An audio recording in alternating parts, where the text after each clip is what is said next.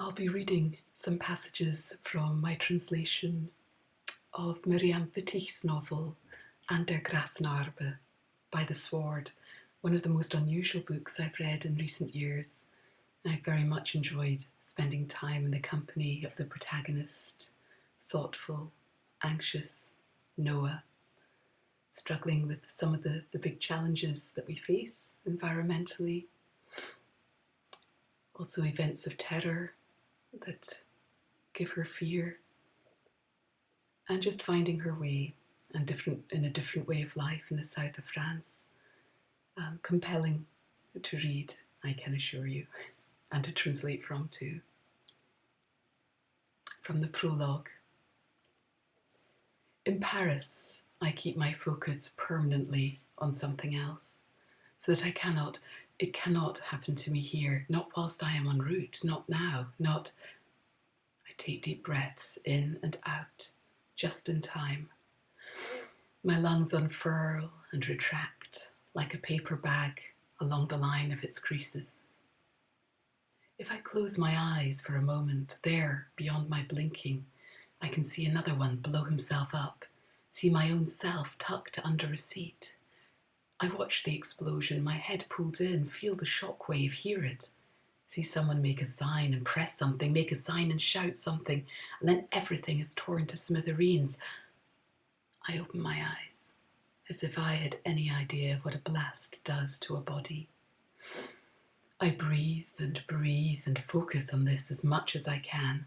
I pay no attention to items of luggage, to men's luggage, all the images and audio files are of men.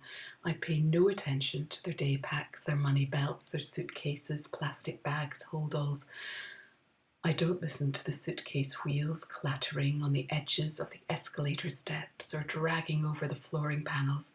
They can clatter without me.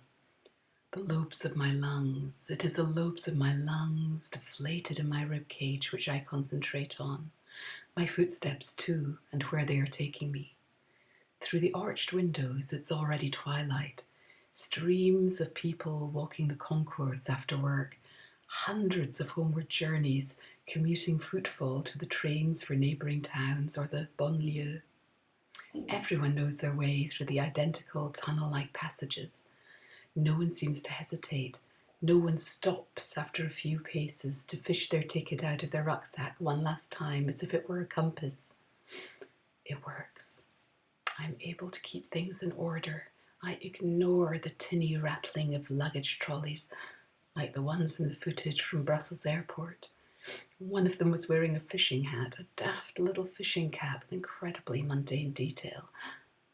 I do not look at anyone long enough for my real suspicion to form. None of those unbearable, suspicious feelings I cannot atone for.